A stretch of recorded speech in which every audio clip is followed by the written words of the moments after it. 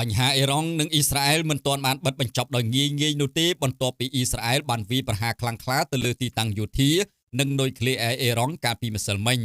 ក្រៅពីបញ្ជូនយន្តហោះដ្រូនជាង100គ្រឿងទៅវាយប្រហារឃើញថាមិនសូវមានប្រសិទ្ធភាពនោះទេកាលពីយប់មិញនិងព្រឹកទីភ្លឺអ៊ីរ៉ង់បានប្រើប្រាស់មីស៊ីលវាយប្រហារវិញម្ដងដោយអ៊ីរ៉ង់អះអាងថាខ្លួនបាញ់មីស៊ីលរហូតដល់រាប់រយគ្រឿងចូលទៅក្នុងទឹកដីអ៊ីស្រាអែលធ្វើឲ្យស្លាប់និងរងរបួសឬក៏ខូចខាតដល់កម្រិតណានៅមិនទាន់ដឹងនៅឡើយនោះទេប្រភពខ្លះថាប្រព័ន្ធការពារដែនអាកាសរបស់សហរដ្ឋអាមេរិកបានជួយបាញ់ទម្លាក់មីស៊ីលអ៊ីរ៉ង់មួយចំនួនកុំអីអ៊ីស្រាអែលប្រកាសជារងគ្រោះយ៉ាងដំណំទៅហើយអ៊ីរ៉ង់សម្រេចចិត្តវាយប្រហារលើកនេះបន្ទាប់ពីថ្នាក់ដឹកនាំរបស់ខ្លួនសច្ចាថាត្រូវតែសងសឹកករណីដែលអ៊ីស្រាអែលវាយប្រហារទីតាំងនុយក្លេអ៊ែរនិងសម្លាប់មនុស្សសំខាន់ៗដូចជាមេបញ្ជាកំពូលឆ្មាំបដិវត្តន៍និងអ្នកវិទ្យាសាស្ត្រអ៊ីរ៉ង់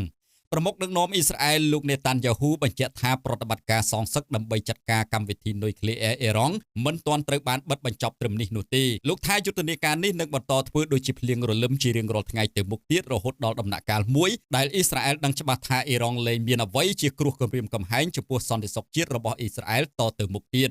សាកសីបាននិយាយថាពួកគេបានលើសម្លេងផ្ទុះគ្រាប់បែកនិងគ្រាប់មីស៊ីលទៅលើទីតាំងជាច្រើនកន្លែងនៃប្រទេសអ៊ីរ៉ង់អ៊ីស្រាអែលអះអាងថាយប់មិញអ៊ីរ៉ង់បានបាញ់មីស៊ីលមួយអស់ដៃចូលទៅក្នុងទីក្រុងតូចធំរបស់ខ្លួនមិនតិចជាង100គ្រាប់នោះទេនេះគឺជាផ្នែកមួយនៃការសងសឹករបស់អ៊ីរ៉ង់ទៅលើអ៊ីស្រាអែលដែលវាប្រហារទៅលើទីតាំងនុយក្លេអ៊ែរនិងយោធាអ៊ីរ៉ង់កាលពីម្សិលមិញប៉ុន្តែភាគីទាំងពីរមិនទាន់បានបង្ហាញពីសញ្ញាដកថយនៅឡើយនោះទេបន្ទាប់ពីអ៊ីរ៉ង់បញ្ជូនដ្រូនជាង100គ្រឿងចូលទៅដែនអាកាសអ៊ីស្រាអែលកាលពីថ្ងៃសុក្រសប្តាហ៍នេះហេតុនេះនៅយប់ថ្ងៃសុក្រនិងព្រឹកថ្ងៃសៅរ៍សប្តាហ៍នេះអ៊ីរ៉ង់បានបាញ់មីស៊ីលស្រោចដូចគ្រាប់ភ្លៀងចូលទៅក្នុងទីក្រុងតេឡាវីយេរូសាឡឹមនិងទីក្រុងតូចធំដទៃទៀតបើទោះបីជាមានសម្ដេចមេឃីអាយអូដូមនិងខែលការពារដែនអាកាសរបស់សហរដ្ឋអាមេរិកជួយទប់ស្កាត់យ៉ាងណាក៏ដោយក៏អ៊ីស្រាអែលមិនអាចតាមចាប់មីស៊ីលរបស់អ៊ីរ៉ង់បាន100%នោះទេហេតុនេះធ្វើឲ្យអគារជាច្រើនកន្លែងត្រូវឆេះនៅក្នុងភ្លើងយ៉ាងសន្ធោសន្ធៅ